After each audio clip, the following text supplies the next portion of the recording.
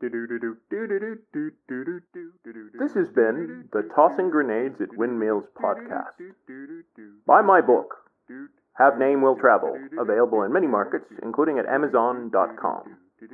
Copyright 2019. Red Anvil Amalgamated, LLC. To fight the forces Welcome of to the evil! Tossing Grenades at Windmills podcast. I'm Tom Ricks, and this is a special podcast episode. I had, frankly, for the duration of this virus phenomena, planned to take a break from the political stuff and go back to some of the comedic roots that I did when I was having sound problems. But, frankly, it's proven to be one of the more popular things I do. But, frankly, this isn't about popularity. This is my medium to express myself. And the outrages for the political opposition have really just stacked up and up and up. And I'm going to be reading what I call a thought exercise or a modest proposal. And it condenses a lot of the things I talked about in 11 Fixes for a Broken Everything. And I was even going back and forth on writing this. I wrote it ultimately yesterday with the outrage of the Supreme Court forcing a political primary to maintain a conservative majority on the court. But the deal breaker for me today was when Vice President Mike Pence forbade public health officials from appearing on CNN. As far as I'm concerned at this point, the sheer pettiness, the outright blatant cartoon evilness of the Republican Party and the conservative movement in the United States and, frankly, around the rest of the world justifies virtually any behavior in retaliation. Anything that's going to actually work to get them to think twice before doing these outrageous things, as far as I'm concerned, is on the table. As far as I'm concerned, centrists and moderates who try and get in the way of retaliation need to be moved around and rejected as much as possible. Now, I get that also at the same time yesterday, Bernie Sanders quit his campaign, so the progressive movement is on the wane. But you know what? The thing is, the Democrats need the progressives, and they need to be a lot more militant in making demands of the centrists. And if they don't make those demands, just not vote with the centrists. The fact of the matter is that this we're all in a lifeboat situation is a situation that the centrists and the moderates have been throwing down the throats of the progressives for the last 40 years. And I'm tired of it, and there will be future podcast episodes about that and many other things. But for the immediate purposes, I'm just going to read what I wrote yesterday. A modest proposal. Declaration of Independence of the United Cities of America.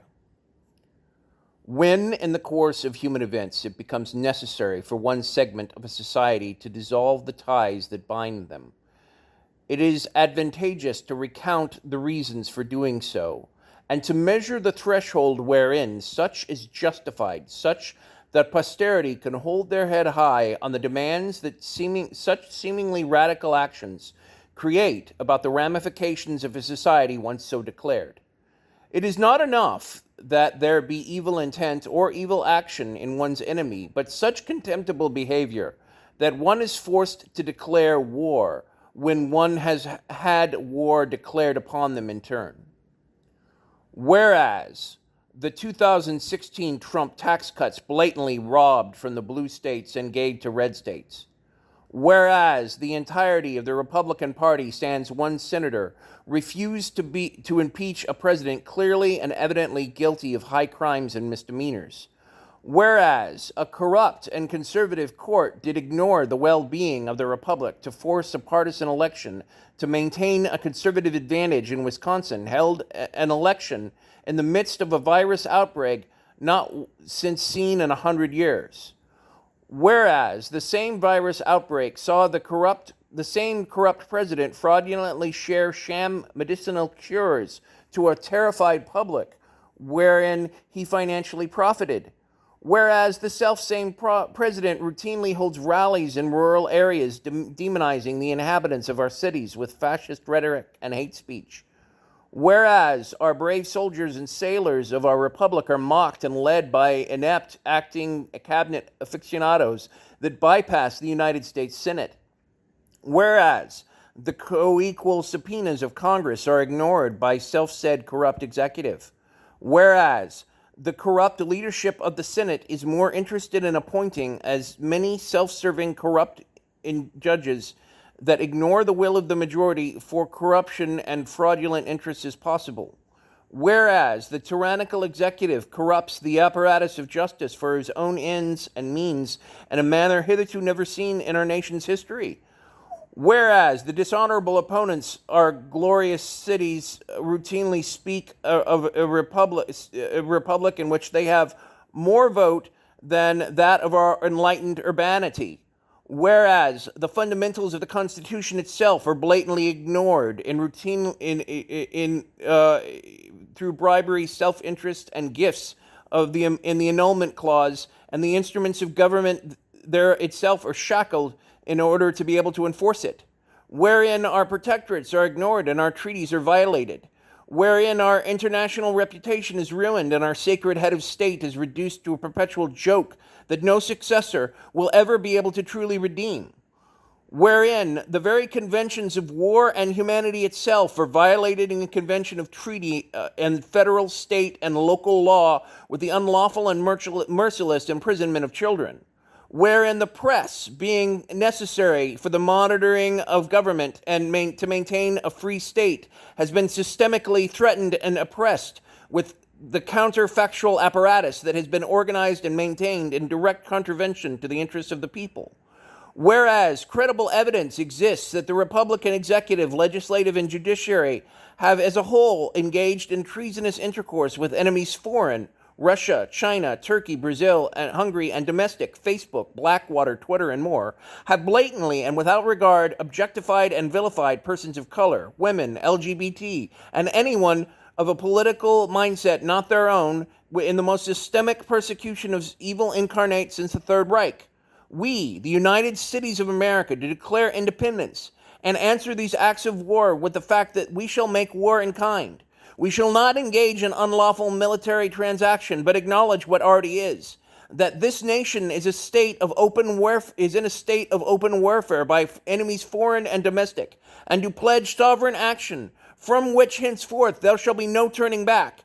Namely, we the foresigned do swear, those who from this day forth aid or abet treasonous powers such as the Republican Party, Fox News, the Koch regime, Project Veritas, Facebook, Twitter, or any other element of the axis of fascism such as Hungary, Poland, the United Kingdom, the Russian Federation, Brazil, the Philippines, the People's Republic of China, or Turkey, shall be dealt with as enemies of the Republic, that upon assumption by a United Cities candidate to the presidency of the Republic, that an independent prosecutor or an independent proprietorial panel shall be established to prosecute violations to the fullest and vicious extent of the law.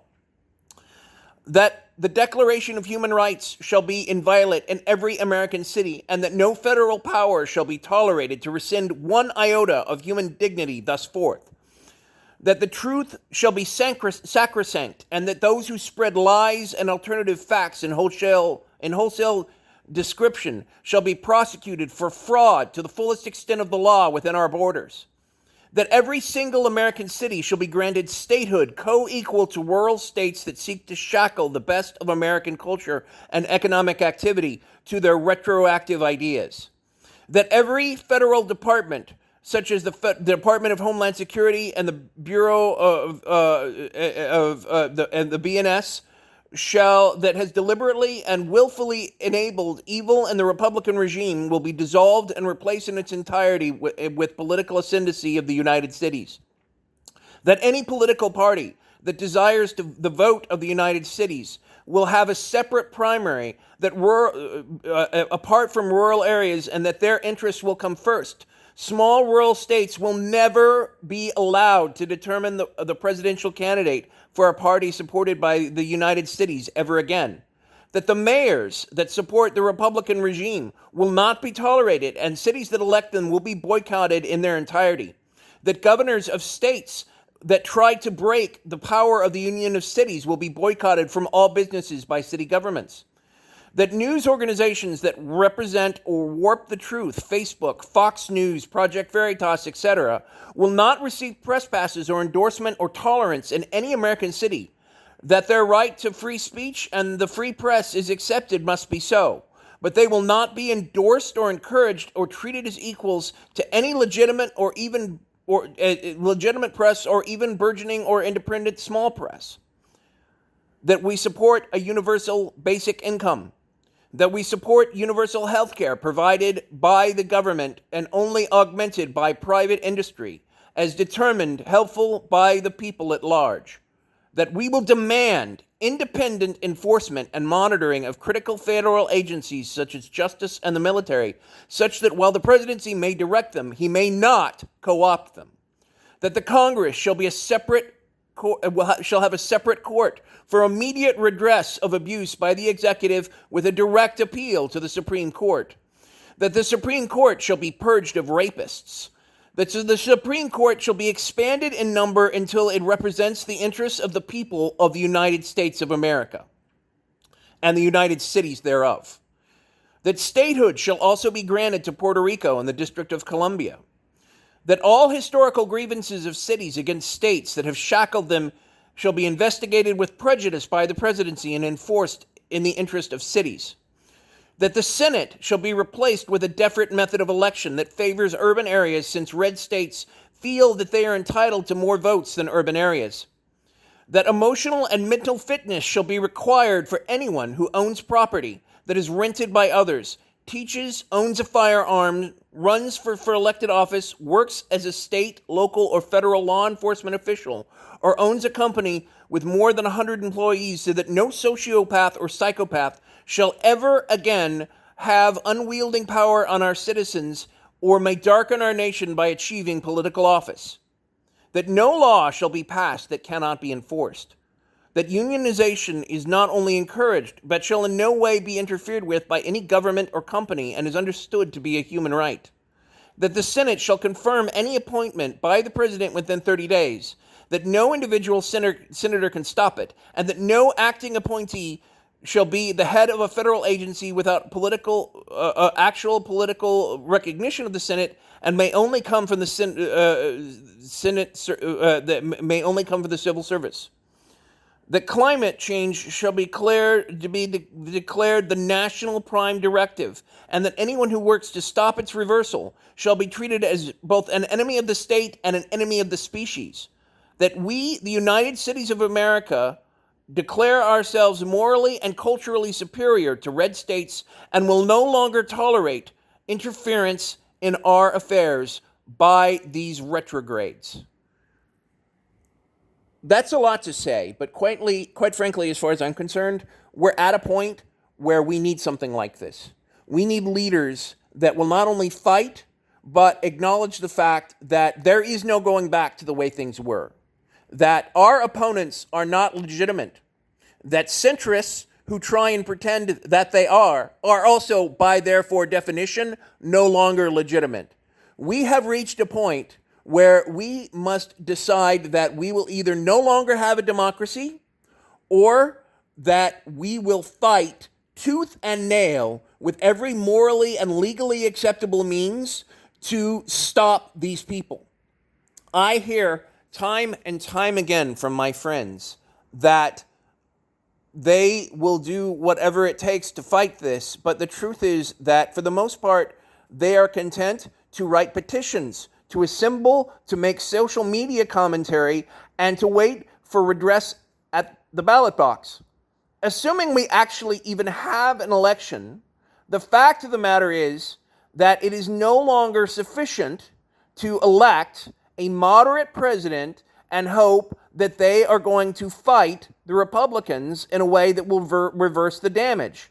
At best, they will simply turn the status quo as far back as they can. This is a war that we are losing, and we cannot afford to lose it. We are seeing right now, in front of our very eyes, the consequences of inaction. Actual, real people are dying from an actual preventable virus that fraud, corruption, and ineptitude has allowed to become a global pandemic. The corruption of China, the corruption of the World Health Organization, and the corruption of our own government have allowed this to proceed unchecked. We need to remember, but more importantly, we need to hold accountable all those who are responsible for this action. We need to remember, and we need to weaponize our indignation in a way that is actually going to produce results. That means organization on the left in a way that allows us to work with the center, but demand attention and reaction from the center, because the center does not believe in anything. The center cannot inspire to anything. The center is just as reactionary, but in a different way than the right.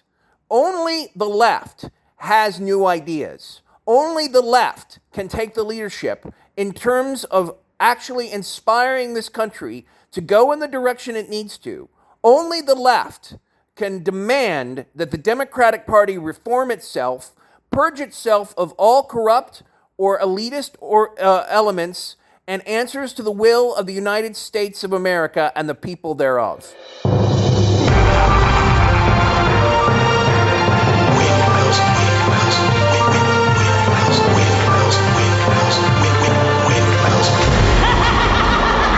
Welcome to the Tossing Grenades at Windmills podcast.